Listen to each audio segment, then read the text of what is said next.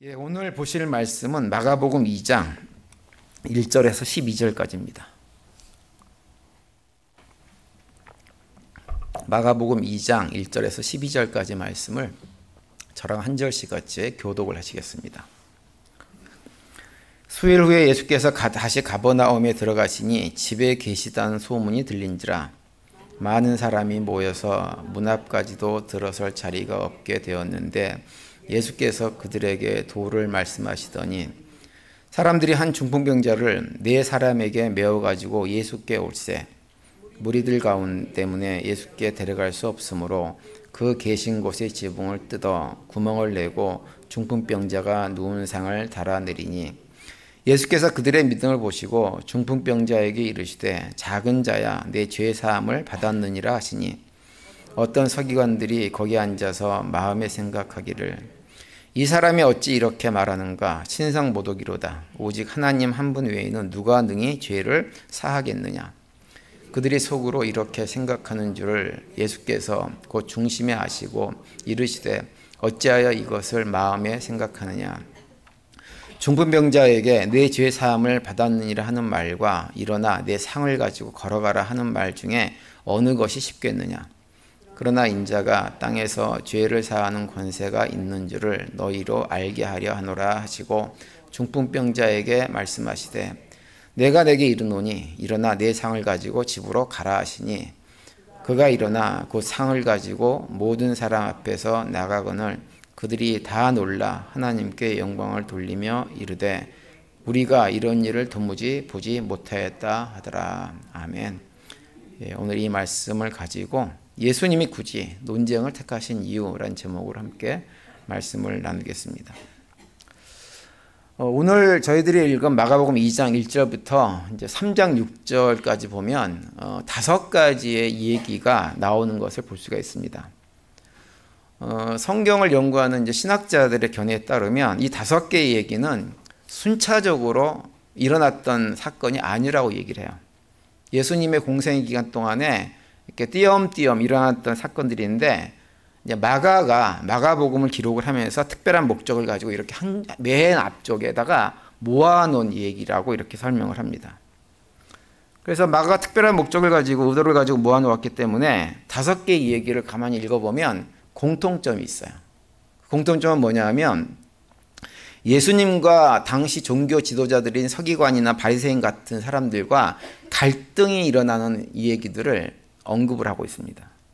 그래서 이 갈등 얘기를 통해서 마가는 어떤 얘기를 하고 싶냐면 이 세상에 특별히 메시아가 이 세상에 오시게 되었을 때 그 메시아를 가장 잘 영접하고 알아볼 것 같은 사람들이었던 서기관들과 바리새인들. 왜냐하면 그들이 성경을 가장 많이 알고 있고 연구했던 사람들이기 때문에.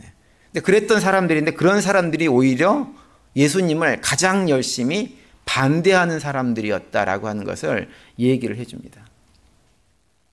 오늘 본문이 이제 당시 예수님과 종교 지도자들이 대립하는 그 첫 번째 얘기를 하고 있는 거예요.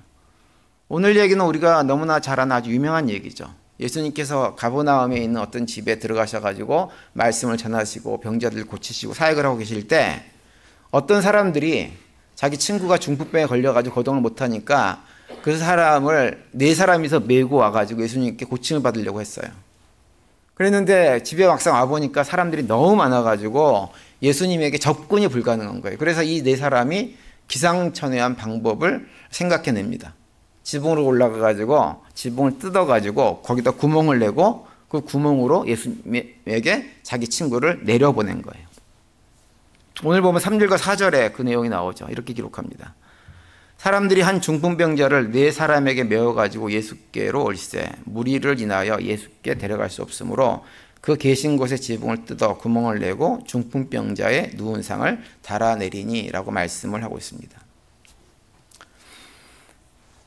이 광경을 지켜보시던 예수님께서 그 친구들의 믿음을 보시고 결국 그 중풍병자를 고쳐주셨다고 하는 것이 오늘 본문의 내용입니다. 오늘 본문 같은 경우는 많은 경우 목사님들이 설명을 하고 설교를 할 때 어떤 데 초점을 주목해서 많이 설명을 하냐면 중풍병자를 데리고 온 친구들에게 주목을 하는 경우가 많이 있어요. 그래서 친구들이 그런 간절하고 적극적인 믿음이 결국은 평생 오랜 세월 동안 중풍병으로 거동을 못하던 그 친구를 살려낸 것처럼 우리도 한 영혼을 구원하는 일에 간절한 마음을 또 적극적인 믿음을 가지고 사역을 하는 것이 하나님께서 기뻐하신 일이다 라고 하는 것에 강조점을 두고 이 본문을 많이 설명을 합니다. 그런데 오늘 본문에서 예수님께서 중풍병자를 고쳐주시는 사건도 중요하고 또 특별히 중풍병자를 데리고 온 친구들의 얘기도 굉장히 우리가 주목해야 될 것은 분명한 사실이지만 우리가 더 주목해야 될 것이 하나 있습니다. 그것은 뭐냐 하면 그 중풍병자를 치료하는 과정에서 예수님께서 거기에 왔던 서기관들과 나눴던 대화입니다. 오늘 본문 5절에 보시면 이렇게 되어 있어요. 예수께서 그들의 믿음을 보시고 중풍병자에게 이르시되 작은 자야 내 죄사함을 받았느니라 하시니 라고 말씀합니다. 예수님께서 중풍병자를 고치시면서 다른 얘기 안 하고 작은 자야 내 죄사함을 받았느니라 이렇게 말씀하셨다고 하는 거예요. 그런데 예수님께서 이렇게 말씀을 하시자 거기에 있던 서기관들이 반응을 합니다. 7절을 보시면 이렇게 되어 있어요. 이 사람이 어찌 이렇게 말하는가 참남하도다. 오직 하나님 한 분 외에는 누가 능히 죄를 사하겠느냐 이렇게 생각을 했다고 하는 거예요. 서기관들이 이렇게 생각한 것은 어찌 보면 당연한 것입니다. 왜냐하면 그들의 생각대로 우리의 죄를 사해 주실 수 있는 분은 오직 하나님 한 분뿐이 없기 때문에 그래요.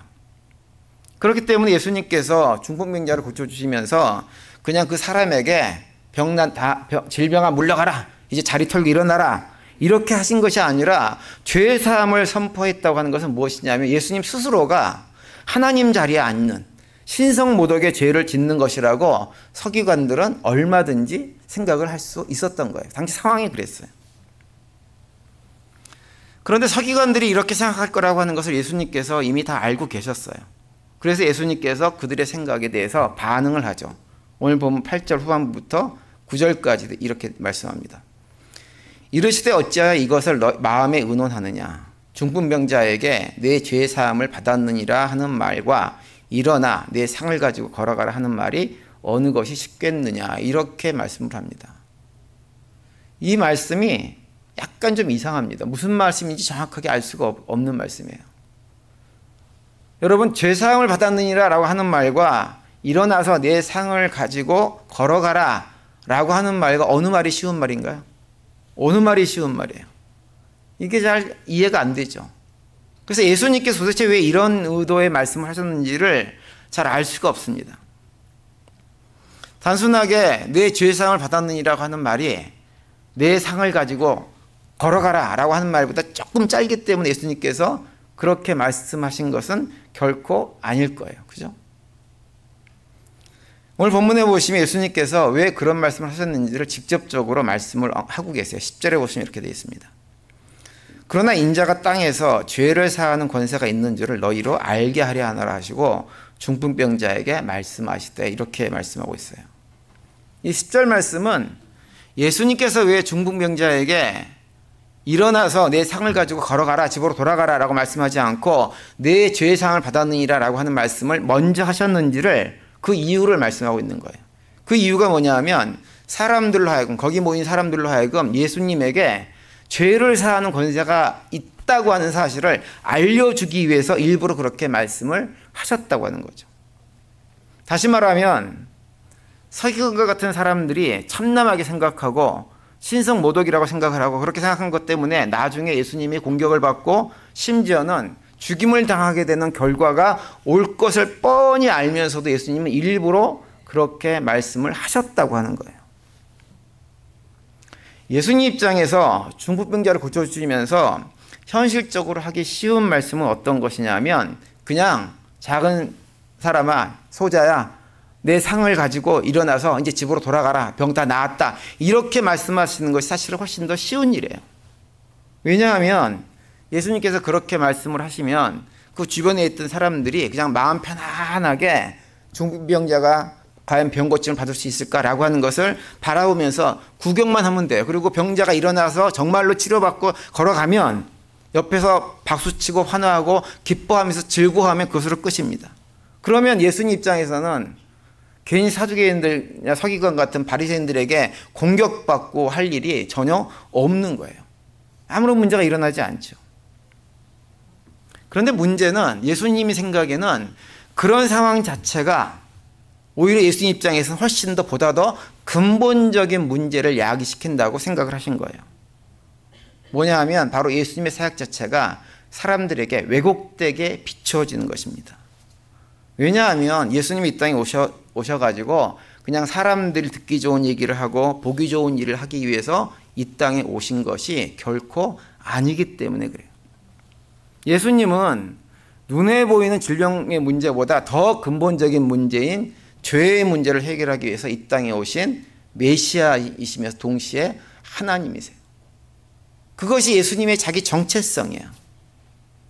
근데 사람들이 그 정체성을 알진 못하고 그냥 병 고치는 이적을 행하는 어떤 선지자 중에 한 명 정도로 안다고 한다면 그건 예수님 자신의 정체성을 심각하게 왜곡해서 사람들에게 알려주는 것이기 때문에 예수님에게는 심각한 문제가 되어지는 거죠.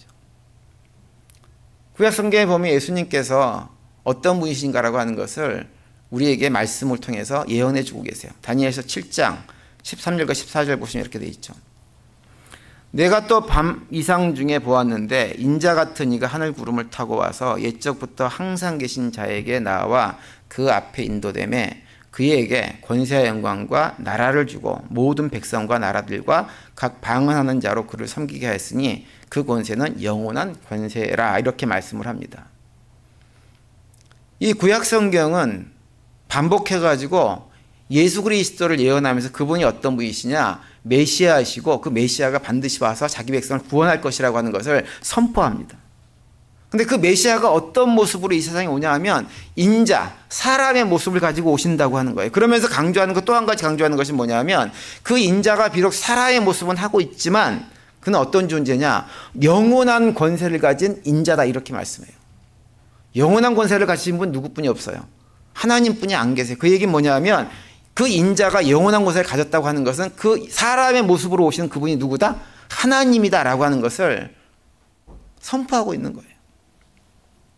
예수님은 이것에 대해서 자기 정체성을 분명하게 알고 계셨던 분입니다.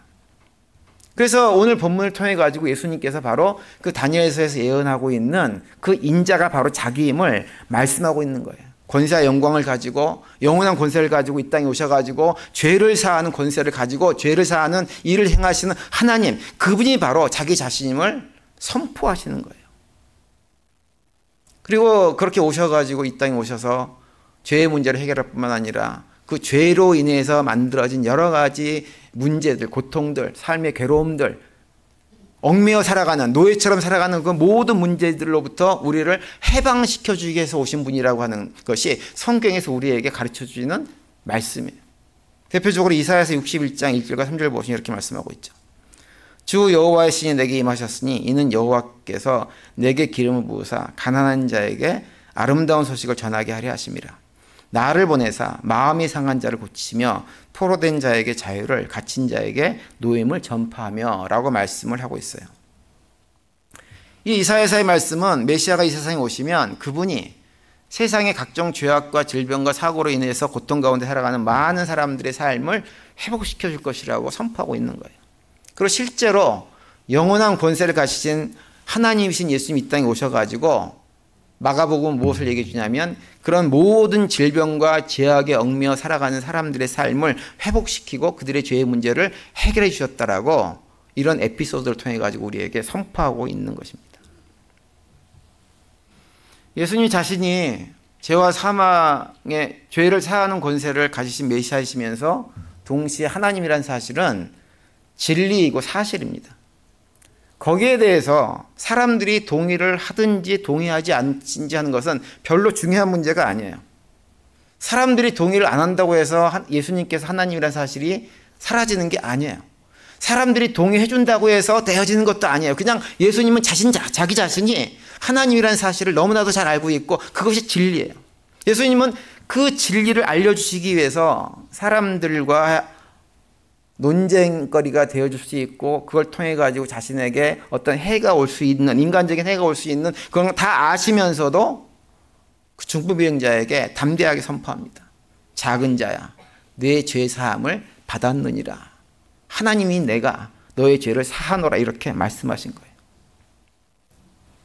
그러니까 예수님은 이런 말씀을 통해 가지고 신성모독이라고 하는 그 죄의 명을 덮어쓰는 그 어려운 상황들을 스스로 자초하신 것입니다. 예수님의 사역을 보면 예수님은 편하고 쉬운 길을 걸어가기 위해서 진리를 왜곡하는 일을 결코 하지 않으셨던 분이에요. 오히려 어려운 길이라고 해도 그 어려운 길을 가는 과정을 통해 가지고 참된 진리를 보여줄 수 있다고 한다면 기꺼이 그 길을 걸어가신 분이 우리 예수님이세요. 예수님께서 그런 이유 때문에 일부러 내 죄 사함을 받았느니라 라고 말씀하셨다는 것을 오늘 보면 11절을 봐도 알 수 있어요. 11절 보시면 이렇게 돼 있죠. 내가 내게 이르노니 일어나 내 상을 가지고 집으로 가라 하시니 이렇게 말씀을 합니다. 예수님께서 이 말씀을 중국 병자에게 먼저 하실 수 있었어요. 먼저 하셨다 그러면 아무런 문제도 일어나지 않았을 거예요. 그런데 예수님은 그거보다 중요한 건 뭐냐면 예수님 자신이 누구인지를 거기 모인 사람들에게 알리는 것이 훨씬 더 중요한 문제였어요. 분명하게 그것을 알려주고 나서 내가 죄를 사하는 권세가 있음을 알려주고 나서 그 다음에 병을 고쳐주신 것입니다. 여러분, 우리 예수님, 우리가 믿는 예수님, 또 우리가 따르는 예수님은요, 사람들이 듣기 좋은 말을 하기 위해서 사람들이 거짓이라고 생각할 수 있는 이런 얘기들을 하셨던 분이 아니세요. 언제나 진리만을, 진실만을, 사실만을 말씀하셨어요.